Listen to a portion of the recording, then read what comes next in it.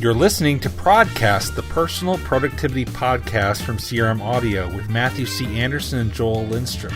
Thanks to Kingsway Soft. Kingsway Soft's the leading integration solution provider. It offers solutions that make data integrations affordable and painlessly easy.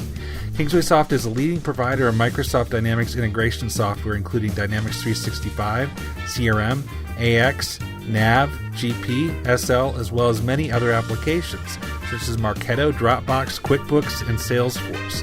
Whether you need one solution or several, Kingsway Soft works easily within the SSIS platform to make your integration process as quick and easy as possible. So as far as topics go, one that I think we've edged on, but we've never really dove into is the idea of putting that time on the calendar to be able to, meet with yourself or do something and make sure that if there's something you want to do on a regular basis, that you're setting aside that time for it. So that's where I'd like to jump in today. Yeah, that's a great topic. Scheduling meetings with yourself, because if you don't, other people will, and all your time will be taken up, and then the things that are important to you either will get piled up at the end or you won't do them. And so, do you have any meetings regular meetings, either weekly or daily, that you schedule with yourself, Matthew? Absolutely. So, a couple of them that I know I've talked about on previous episodes of ProdCast. One is my weekly kind of planning session, going through what's coming up in the week, what happened last week, what's important, and that kind of thing. That's scheduled out at approximately an hour, and I do that on Sundays. Another one is my journaling habit, which I schedule with myself. I have a standing on Saturday. I try to do that in the morning, and then I try to do 2 to 3 other journaling sessions throughout the week. But I don't have those physically on the calendar. I just have kind of the standing reminder for them. Outside of that, I do have a number of reminders that I have pull up in task management apps and that kind of thing to be the tickler out there for me. And I'll try to preserve some blocks of time, but I'm not a taskmaster around putting specific ones on, early and planning for them on that rigid of a basis. So that's me. I'm curious. How about you? Yeah, I do a similar weekly meeting, but I have a couple of daily meetings that I schedule. Now, these don't always happen, so if I have important customer meetings or if I'm on site somewhere, I won't always do these. But for days when I'm not, I try and reserve a couple of slots in my schedule. And these can be 15-minute slots. They don't have to be hour-long meetings. I don't have time for that. But two things are, I have 2 15-minute-a-day email appointments. And what those are one in the morning and one in the afternoon to clear through my email.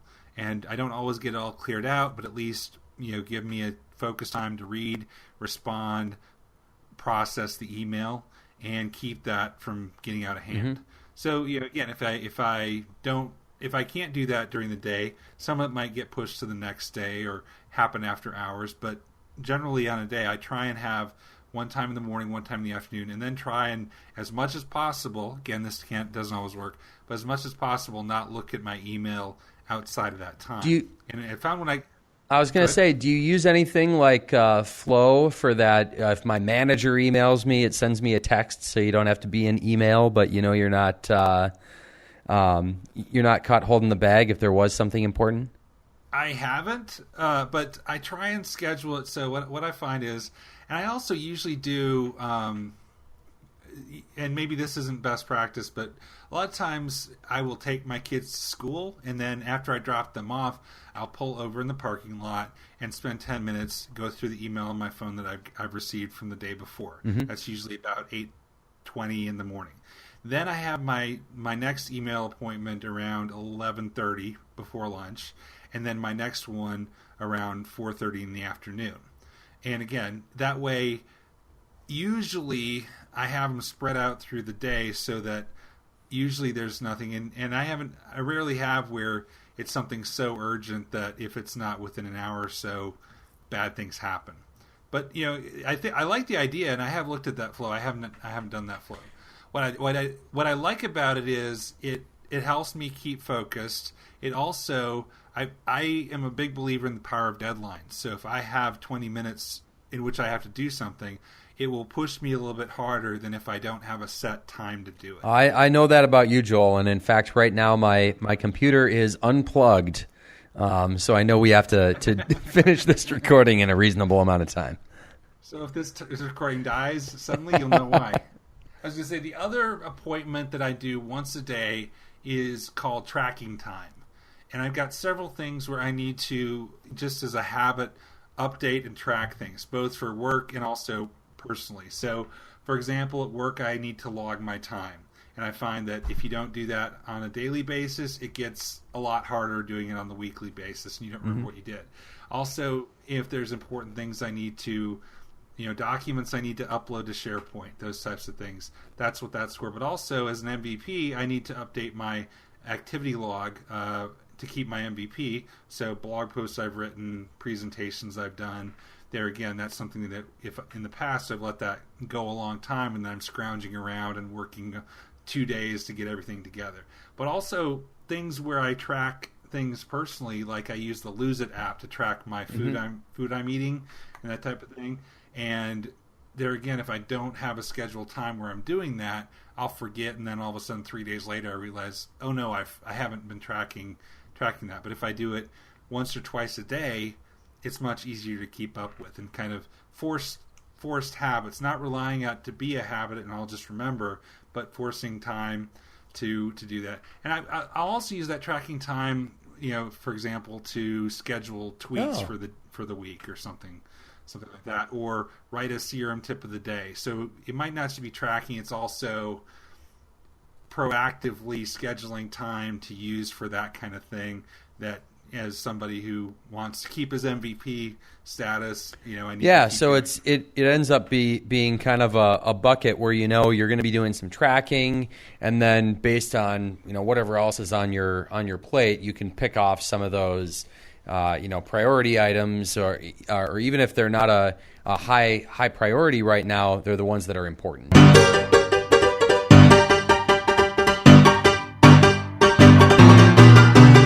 So let's talk about, and I guess this could be that's not productive, or maybe that is productive.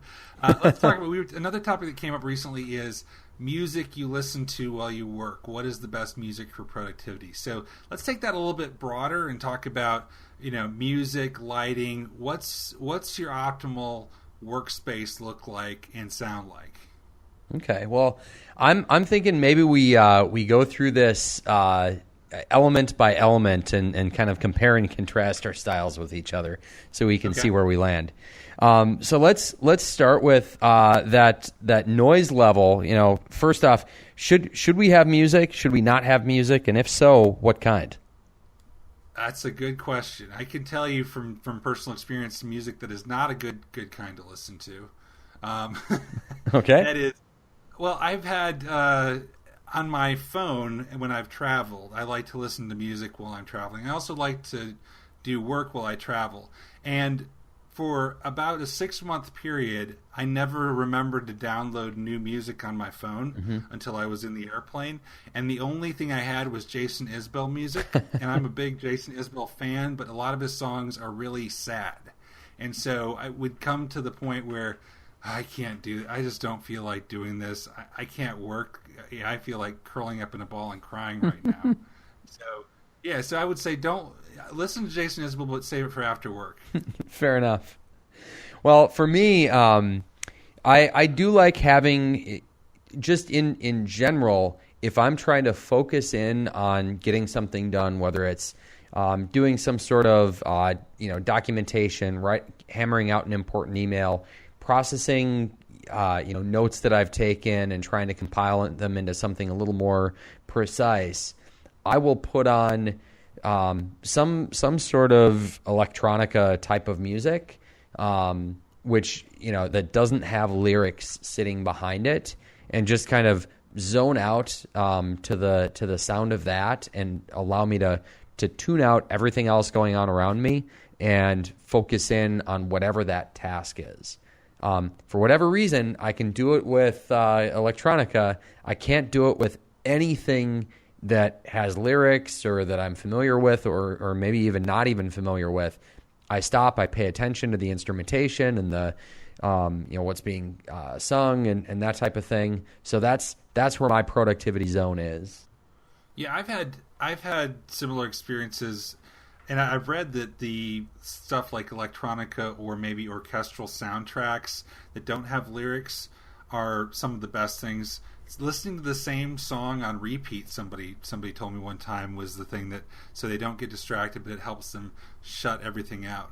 I do find sometimes I can listen to things with words if it's something that I'm very familiar with and have listened to a lot, and it kind of becomes background noise to me in that cool. case. So let's move on to the next area here. As far as what do you keep out on your desk, or what do you specifically not keep out around your desk? Well, I am not a desk has to be clean kind of guy. I will probably every week or two clean my desk off, but I have certain things that I keep on. And I just noticed right now, I'm fidgeting with the pen from my Surface right now, and I didn't even know I was. So I've always been kind of a fidgeter, and I've got certain things on my desk like a Rubik's Cube, or I actually have a Slinky on my desk too. No fidget spinners. I find they're kind of noisy, but just things that I don't even think about that I pick up. I think I got some old Happy Meal toy that my son left in my office 3 years ago, and it just stays on my desk, and I'll find myself when I'm talking and engrossed in a conversation like this, my hands just find things and do that. It got me in a lot of trouble when I was younger, but I guess I still have those tendencies. I've just learned to adapt. I've got this flash drive that you can slide the end in and out, and I find myself doing that incessantly.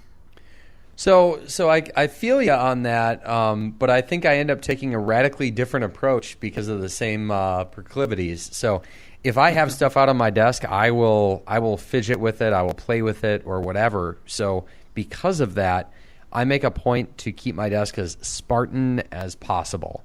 Okay.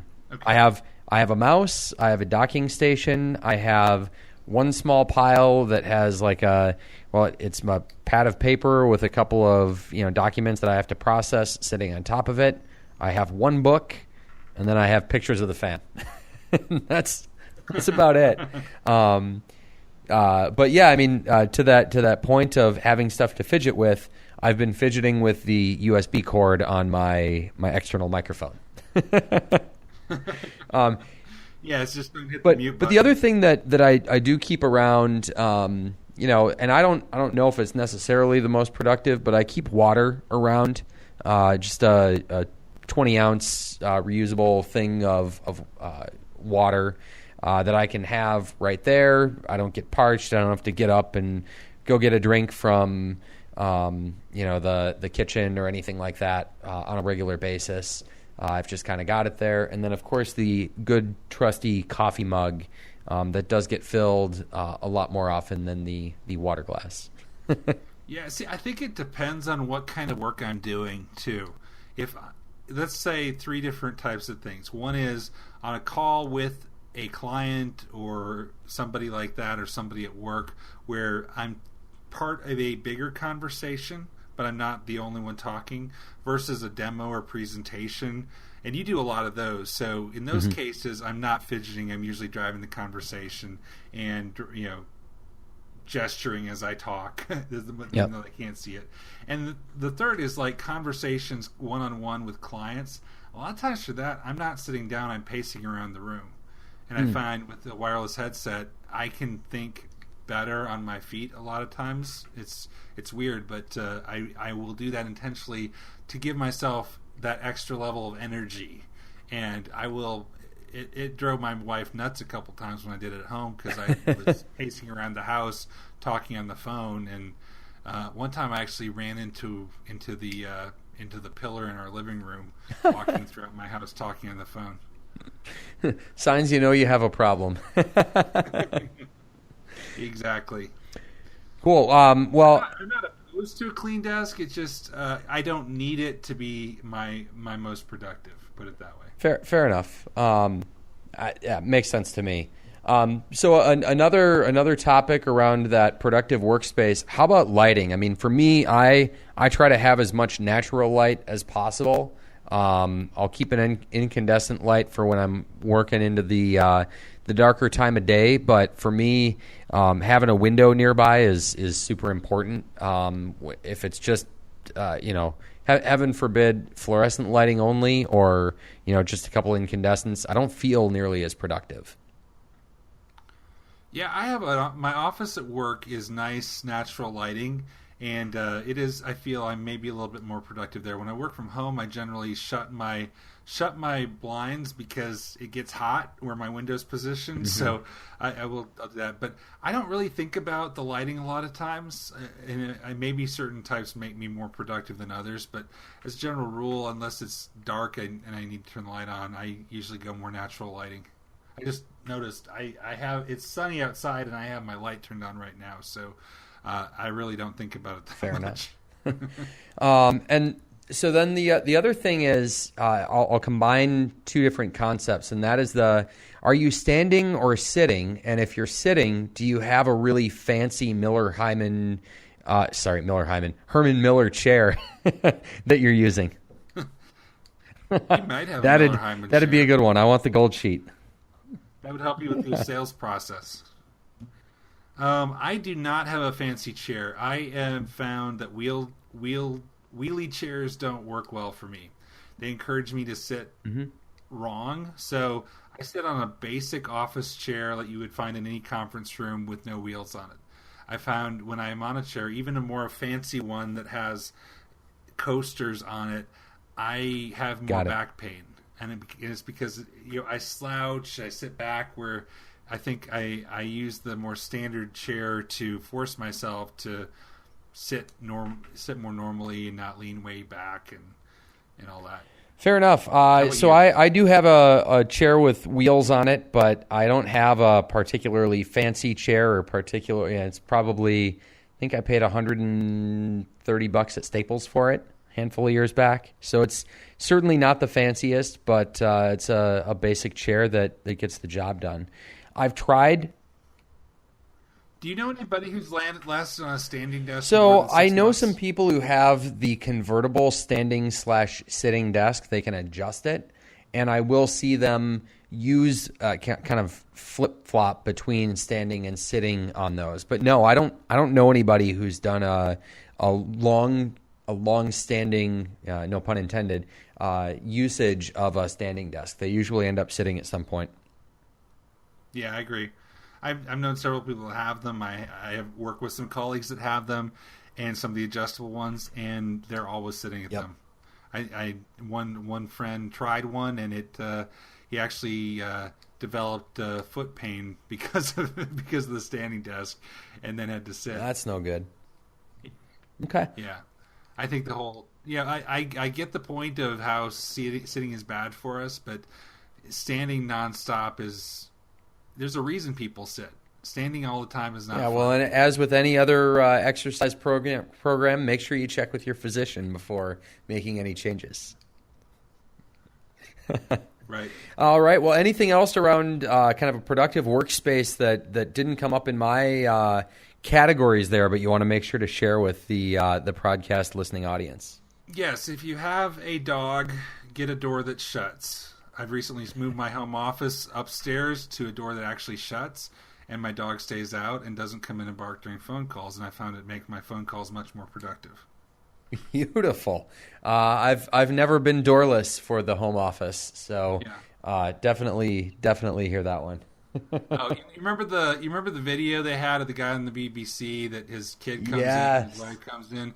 That's happened to me on numerous occasions where kids, dogs, any kind of creatures come in during important meetings, and I'm, so it's if you could hear the entire if the people on the other end could hear the whole conversation, it'd be me talking in my professional CRM MVP voice, then muting and yelling, "You kids, be quiet!" I have one of those exact situations where I had muted the line of the Skype call that I was on, but I hadn't muted my entire the recording that I was doing of this session. So the audience had no idea on this, but when I forwarded on the recorded version of it to somebody else, they heard me shouting at the dog. Whoops.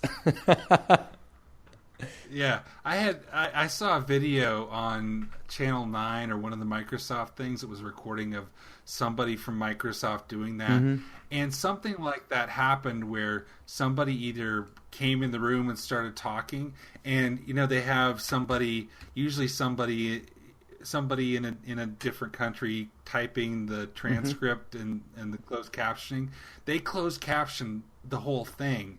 So the extraneous comments showed up if you had the closed captioning on, you saw those closed captions. So I can just imagine seeing that recording and the closed captioning. Matthew, you stupid dog, get out of here. That'd be awesome. Sounds good.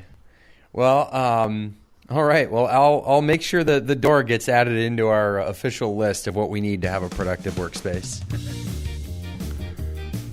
This has been ProdCast, the personal productivity podcast from CRM Audio with Matthew C. Anderson and Joel Lindstrom.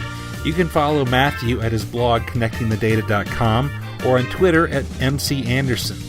You can follow Joel Lindstrom on Twitter at Joel Lindstrom. You can subscribe to the CRM Audio network of podcasts on Apple Podcasts, Google Play Music, SoundCloud, Stitcher, TuneIn, or any place else that offers fine podcasts. This podcast is a production of Dynamic Podcasts, LLC.